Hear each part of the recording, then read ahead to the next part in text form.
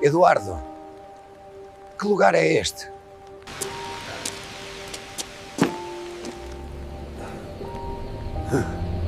O que estás a dizer? Há 10, pai.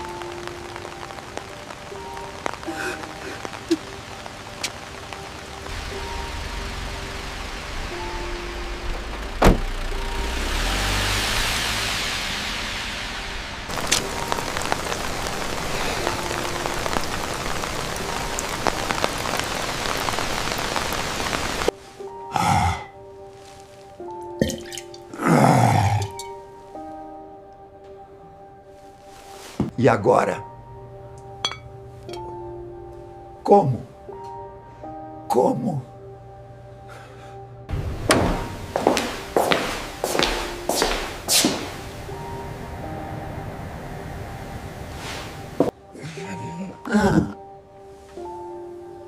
Só um pouco de água. Por favor.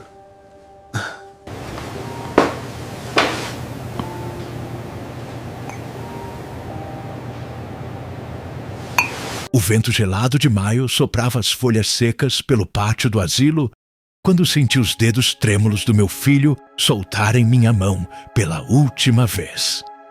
Eduardo se afastou sem olhar para trás, seus passos ecoando no corredor até desaparecerem completamente, levando consigo os últimos vestígios da família que um dia tivemos. Ali estava eu, João Carlos Ferreira, aos 67 anos, sentado numa cadeira de plástico com uma mala surrada ao lado, observando a chuva começar a cair sobre os vidros embaçados enquanto processava a realidade de que meu próprio filho havia me abandonado como bagagem inconveniente. Durante os primeiros minutos naquele lugar que cheirava a desinfetante solidão, minha mente voltou inevitavelmente para os tempos em que Eduardo era apenas um menino de olhos brilhantes que corria pela casa gritando "Papai chegou!" sempre que eu retornava do trabalho. Era difícil conciliar aquela criança carinhosa com o homem frio que acabara de me entregar aos cuidados de estranhos, alegando que não tinha mais estrutura para lidar com meus problemas. Os problemas? Era assim que ele chamava os 20 anos de alcoolismo que destruíram nossa família pedaço por pedaço. Não nasci bêbado, não escolhi ser assim. Houve um tempo em que minha vida era cheia de luz, propósito e amor verdadeiro. Maria Cristina entrou na minha existência quando eu tinha 22 anos. Trabalhava numa metalúrgica e sonhava em construir uma família sólida, como meus pais haviam feito. Ela era professora primária, tinha um sorriso que iluminava qualquer ambiente e uma paciência infinita para lidar com meus defeitos e ansiedades. Nos casamos em 1978. Compramos uma casinha simples no bairro onde cresci e durante 15 anos vivemos o que eu considerava a definição de felicidade. Maria Cristina engravidou em 1985 e quando Eduardo nasceu, senti que o mundo finalmente fazia sentido completo. Era um bebê saudável, alegre, que dormia a noite toda e acordava sorrindo. Durante os primeiros anos dele, nossa rotina era perfeita. Eu trabalhava na fábrica, Maria Cristina cuidava de casa e do menino. Jantávamos juntos todas as noites conversando sobre os planos para o futuro. Eduardo daria os primeiros passos, falaria as primeiras palavras, faria as primeiras travessuras e nós estaríamos lá para testemunhar cada momento mágico. Mas o destino tem formas cruéis de nos lembrar que a felicidade pode ser frágil como vidro. Era uma terça-feira de março de 2000, quando recebi o telefonema que mudaria tudo para sempre. Maria Cristina estava voltando da escola onde lecionava quando um caminhão desgovernado invadiu a pista contrária e colidiu frontalmente com o carro dela. Morreu no local, instantaneamente, sem dor, Pelo menos era o que os médicos diziam para tentar me consolar. Eduardo tinha apenas 15 anos e perdeu a mãe de uma forma tão súbita que nenhum de nós teve tempo de se preparar para aquela dor insuportável. Guarde bem este momento da história, porque foi aqui que começou minha descida ao inferno, que duraria 2 décadas. Se você está acompanhando esta história, deixe um comentário contando. Você já passou por uma perda devastadora que mudou completamente sua vida? Como lidou com a dor? Sua experiência pode ajudar outras pessoas que estão enfrentando momentos difíceis. E se ainda não se inscreveu no canal, clique no sininho para não perder nossas próximas histórias. Quem sabe a próxima não seja exatamente a que você precisa ouvir hoje. Os primeiros meses após o funeral foram um borrão de dor, confusão e tentativas desesperadas de manter alguma normalidade para Eduardo. Eu acordava todas as manhãs esperando ouvir a voz de Maria Cristina na cozinha, o barulho da chaleira fervendo, seus passos leves pelo corredor. Mas encontrava apenas silêncio. Uma casa que parecia ter perdido a alma junto com ela. Eduardo também estava destruído, mas de forma diferente. Ele se fechou completamente, parou de conversar. Suas notas na escola despencaram. Passou a ficar trancado no quarto, ouvindo música alta. Foi nessa época que comecei a beber.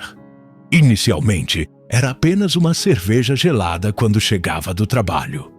Uma forma de relaxar depois de um dia particularmente difícil, lidando com a perda e com um adolescente em luto. Todo mundo bebe para esquecer os problemas, eu pensava. É normal, é temporário, é só até as coisas melhorarem.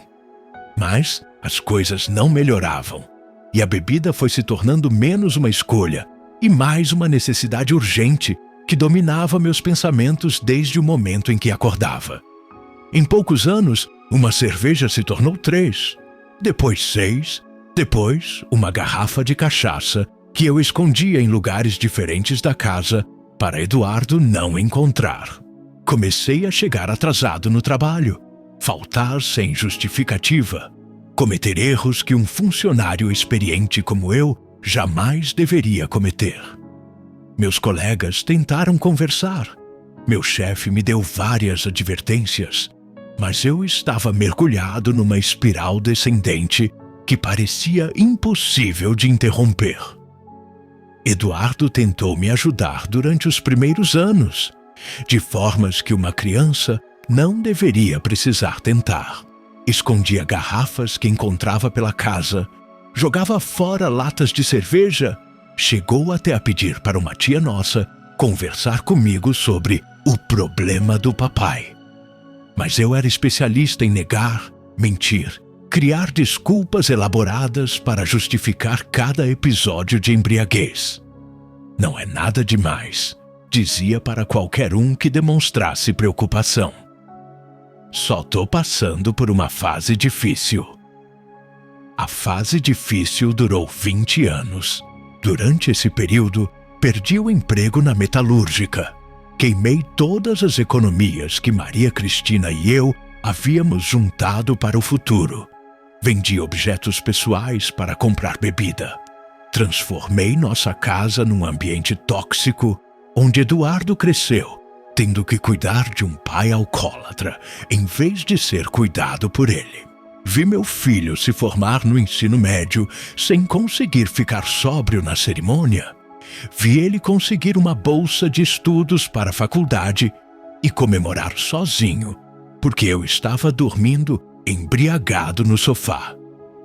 Eduardo se tornou um adulto responsável, apesar de mim, não por causa de mim. Formou-se contador, conseguiu um bom emprego, se casou com Patrícia, uma moça gentil que tentou incluir o sogro problemático nas celebrações familiares, até perceber que era impossível contar comigo para qualquer compromisso. Quando nasceu minha neta Isabela, há 5 anos, senti uma alegria genuína pela primeira vez em décadas. Mas mesmo assim, não consegui parar de beber. A gota d'água aconteceu no aniversário de 3 anos da Isabela. Eduardo havia organizado uma festa infantil simples no quintal de casa. Convidou alguns amigos da filha. Preparou tudo com carinho para que a menina tivesse uma celebração bonita. Eu cheguei atrasado e visivelmente embriagado. Tropecei na mesa do bolo. Derrubei refrigerante nas crianças. Fiz um escândalo que arruinou completamente a festa. Isabela chorou. As outras crianças ficaram assustadas. Patrícia teve que se desculpar com todos os convidados. Pai, não posso mais, disse Eduardo naquela noite, com uma tristeza tão profunda nos olhos que me lembrou do menino de 15 anos que havia perdido a mãe. Tentei durante todos esses anos, mas não posso mais expor minha família a isso. A Isabela não pode crescer vendo o avô assim. Foi quando ele me deu o ultimato. Tratamento médico imediato. O rompimento definitivo dos laços familiares. Internei-me numa clínica de recuperação pela primeira vez aos 65 anos, 2 décadas depois de começar a beber compulsivamente. Os primeiros dias foram um inferno de abstinência, tremores, suores frios, alucinações aterrorizantes. Mas pela primeira vez em muito tempo, tinha esperança de que poderia me curar, de que ainda havia tempo para reconquistar o respeito do meu filho e conhecer melhor minha neta. O tratamento durou 6 meses e foi eficaz do ponto de vista médico. Aprendi sobre as bases químicas do vício, participei de terapias em grupo, tomei medicamentos que controlavam a compulsão. Quando saí da clínica, estava tecnicamente sóbrio e determinado a reconstruir os relacionamentos que havia destruído.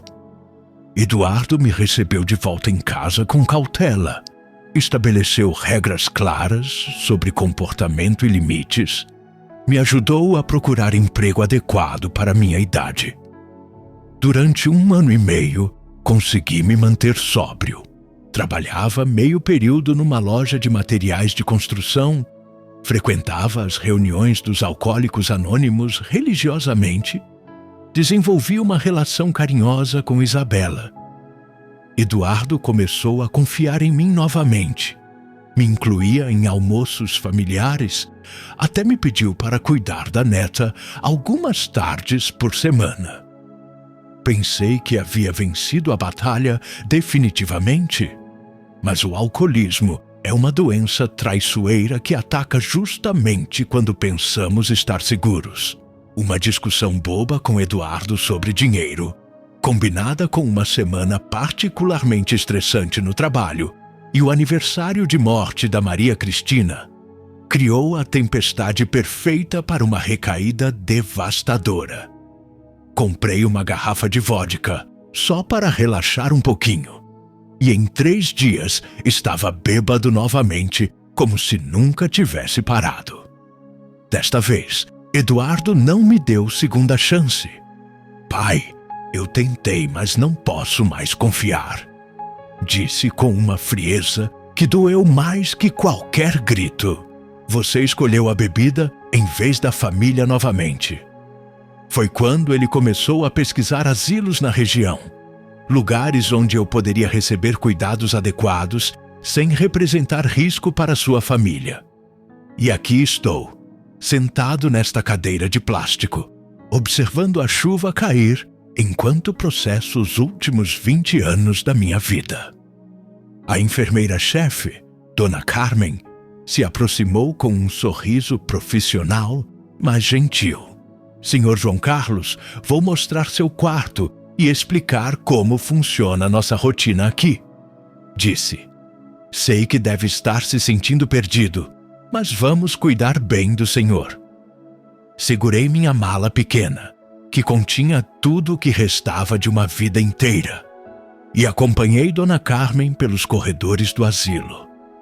O lugar era limpo, organizado, mas havia algo nos olhares dos outros residentes que me fez entender imediatamente onde estava.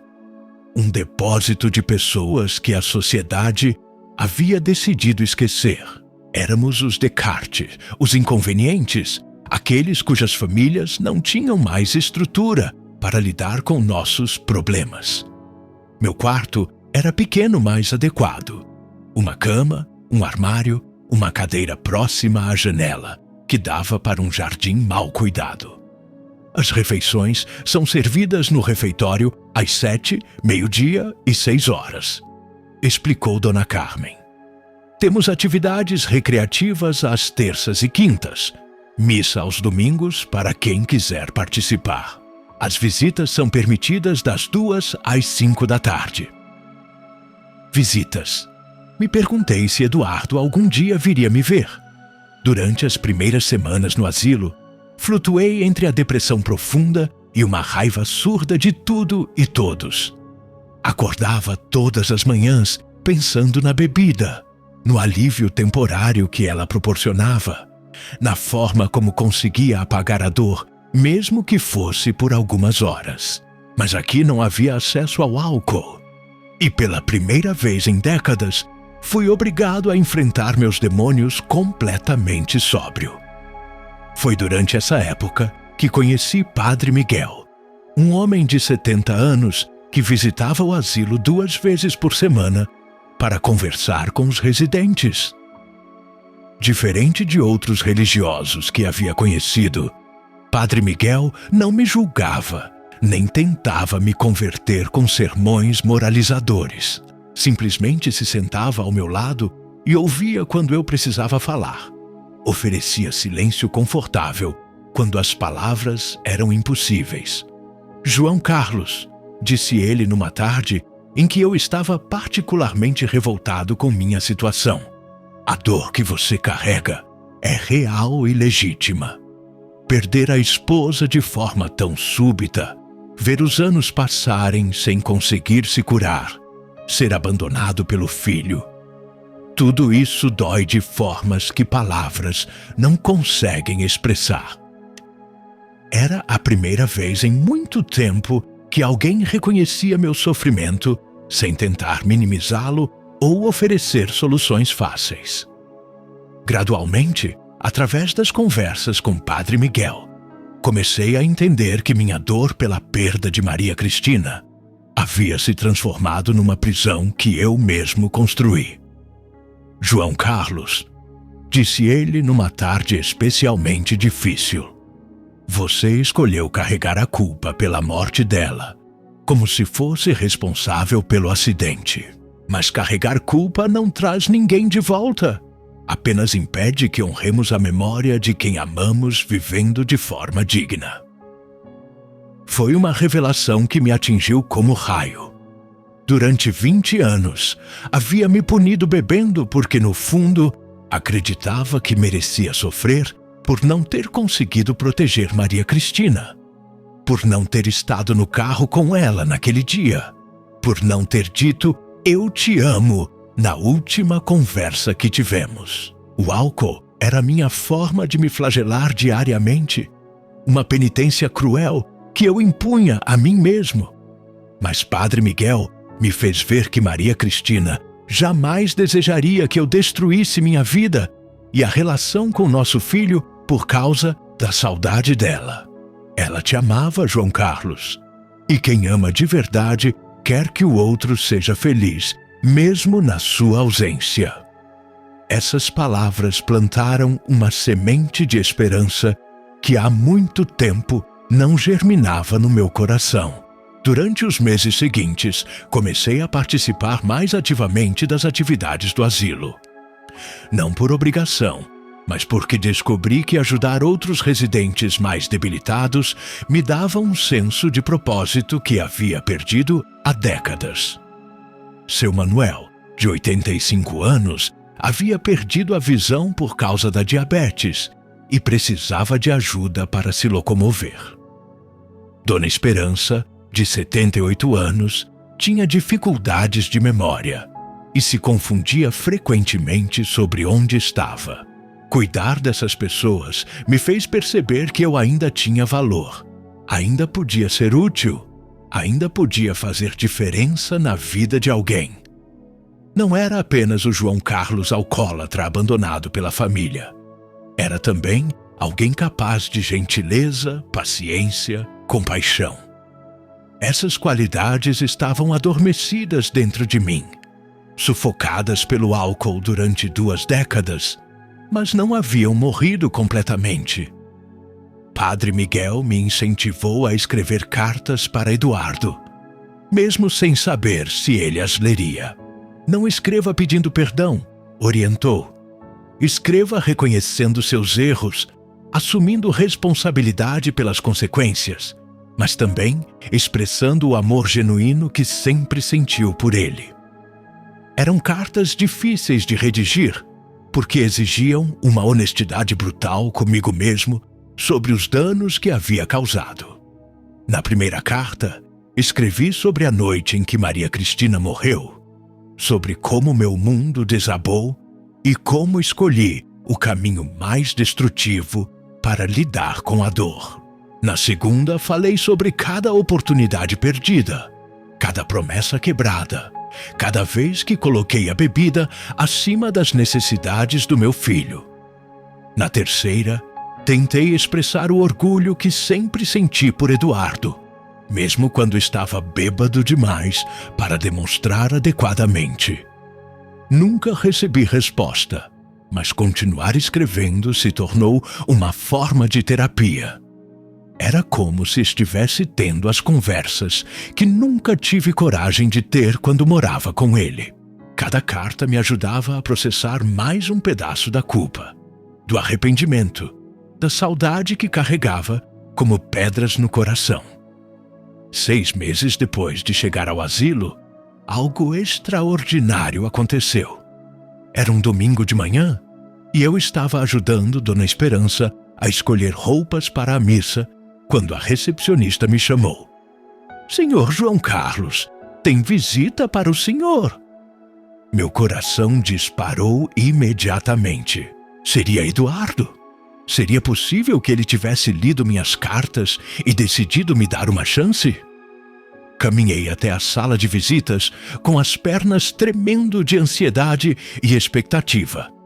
Mas quem me aguardava não era Eduardo. Era Patrícia, minha ex-nora, segurando a mão da Isabela, agora com 5 anos. "Oi, vovô", disse a menina timidamente, claramente sem saber como se comportar diante do avô que mal conhecia. Patrícia explicou que Eduardo ainda não estava pronto para me ver, mas que havia lido minhas cartas e ficado tocado pela sinceridade delas. "João, ele ainda está machucado", disse ela gentilmente, "mas também está começando a entender que você estava doente, não apenas sendo malvado. Isabela tem perguntado sobre o vovô, então resolvi trazê-la." Durante aquela primeira visita, Isabela era cautelosa, mas curiosa. Mostrei para ela o jardim do asilo, as flores que havia começado a cuidar como terapia ocupacional, os pássaros que vinham beber água numa bacia que coloquei na janela do meu quarto. Aos poucos, ela foi relaxando, fazendo perguntas sobre as plantas, rindo das histórias que contei sobre os outros residentes. Quando elas foram embora, senti uma alegria mista com uma tristeza profunda. Era maravilhoso reconectar com minha neta, mas doloroso saber que Eduardo ainda não conseguia me perdoar. Padre Miguel me lembrou que perdão é um processo, não um evento pontual. "Você plantou sementes com suas cartas", disse. "Agora precisa ter paciência para que elas germinem." As visitas de Patrícia e Isabela se tornaram quinzenais. A cada encontro, minha neta ficava mais à vontade comigo. Me contava sobre a escola, os amigos, as brincadeiras. Eu ouvia com atenção total, saboreando cada palavra, cada risada, cada momento de conexão genuína. Era como se estivesse conhecendo Eduardo criança novamente, através dos olhos e da personalidade da filha dele. Numa dessas visitas, Isabela me perguntou por que eu morava na casa dos vovôs, em vez de morar com eles. Patrícia teve que explicar de forma delicada que eu havia ficado doente e precisava de cuidados especiais. "Mas você já está melhor, vovô?" perguntou a menina com aquela inocência devastadoramente direta das crianças. "Estou me curando, minha linda", respondi. "Ainda não completamente, mas muito melhor que antes." Foi nesse período que Padre Miguel sugeriu que eu participasse de um grupo de apoio para dependentes químicos que se reunia na igreja próxima ao asilo uma vez por semana. João Carlos, compartilhar sua experiência pode ajudar outras pessoas que estão no início da jornada que você já percorreu, disse. E ouvir outras histórias pode fortalecer sua própria recuperação.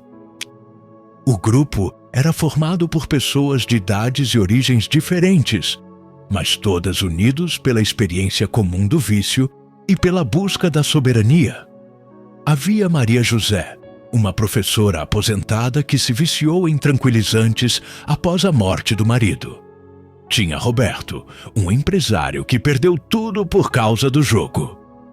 Estava lá também Carmen, uma jovem de 25 anos lutando contra a dependência de cocaína. Compartilhar minha história com esses estranhos que se tornaram amigos foi libertador de uma forma que não esperava. Falar abertamente sobre os anos perdidos, sobre a dor que causei ao meu filho, sobre a luta diária para se manter sóbrio, criava uma espécie de responsabilidade coletiva. Não era mais apenas minha batalha individual. Era parte de uma comunidade de pessoas comprometidas com a cura mútua. Roberto, o ex-empresário, me disse algo que mudou minha perspectiva. "João Carlos, você não pode mudar os 20 anos que perdeu bebendo, mas pode escolher como viver os anos que restam." Era uma verdade simples, mas revolucionária para alguém que havia passado tanto tempo preso no passado, lamentando decisões que não podia mais alterar. Comecei a enxergar minha estadia no asilo não como punição ou abandono, mas como uma oportunidade única de cura e reconstrução pessoal. Longe das tentações e pressões do mundo exterior, tinha tempo e espaço para me conhecer verdadeiramente sem a mediação do álcool. Descobri que gostava de jardinagem, que tinha paciência para ouvir os problemas de outros idosos, que conseguia contar histórias de forma envolvente para as crianças que visitavam seus avós. 1 ano depois da minha chegada ao asilo, recebi a visita mais significativa desde que chegara ali. Era Eduardo, sozinho, claramente nervoso, mas determinado a ter uma conversa que ambos sabíamos ser inevitável. "Pai", disse ele se sentando na cadeira em frente à minha. "Li todas as suas cartas, várias vezes." Durante as 2 horas seguintes, tivemos a conversa mais honesta de nossas vidas. Eduardo me contou sobre como minha doença havia afetado sua adolescência e juventude, sobre as noites em que ficou acordado com medo de me encontrar morto de overdose alcoólica, sobre a vergonha que sentia dos amigos quando eu aparecia bêbado em eventos importantes. Ouvi tudo sem me defender, sem justificar, apenas absorvendo a dimensão real do sofrimento que havia causado. "Pai, eu precisava te odiar para conseguir te abandonar aqui", disse ele com lágrimas nos olhos. "Porque se admitisse que ainda te amava, não conseguiria fazer o que achava necessário para proteger minha família." Era uma confissão que revelava tanto sobre sua dor, quanto sobre o amor que nunca havia morrido completamente.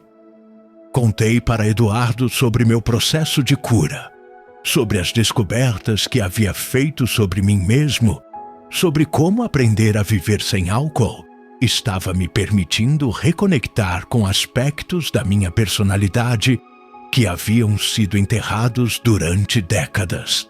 Falei sobre Padre Miguel, sobre o grupo de apoio, sobre como cuidar de outros idosos me dava propósito e dignidade. Não estou pedindo para voltar a morar com vocês, disse claramente. Sei que quebrei essa confiança de forma talvez irreparável, mas gostaria de ter a chance de ser um avô presente na vida da Isabela, de reconstruir nossa relação em bases novas e saudáveis. Eduardo ficou em silêncio por alguns minutos, processando tudo o que conversamos. Finalmente disse: Pai, preciso de tempo para digerir tudo isso, mas posso ver que você realmente mudou. Não sei se conseguirei perdoar completamente, mas quero tentar reconstruir algum tipo de relacionamento. Era mais esperança do que eu ousava alimentar há muito tempo. Hoje, 2 anos depois de chegar ao asilo, posso dizer que encontrei uma paz que não experimentava desde antes da morte de Maria Cristina. Não a paz do esquecimento que a bebida proporcionava temporariamente, mas a paz da aceitação, do perdão próprio, da reconexão com propósitos maiores que minha dor pessoal. Eduardo me visita mensalmente, às vezes acompanhado da família, às vezes sozinho para conversas mais profundas sobre nosso passado e futuro. Isabela se tornou minha alegria semanal. Me conta sobre a escola, me ensina jogos no tablet dela, me faz rir de formas que havia esquecido que eram possíveis. Patrícia demonstra carinho genuíno e me inclui nas decisões familiares importantes. Continuo participando do grupo de apoio, agora como uma das pessoas com mais tempo de sobriedade. Acompanho recém-chegados em seus primeiros passos na recuperação. Compartilho estratégias que aprendi para lidar com momentos de fraqueza. Ofereço esperança baseada na minha própria experiência de cura. Padre Miguel me propôs algo que jamais imaginei possível: se tornar um conselheiro voluntário para outros idosos que chegam ao asilo com problemas de alcoolismo. João Carlos, sua história pode ser o farol que ilumina o caminho de outras pessoas perdidas na mesma escuridão que você superou, disse ele. É uma responsabilidade que aceito com humildade e gratidão.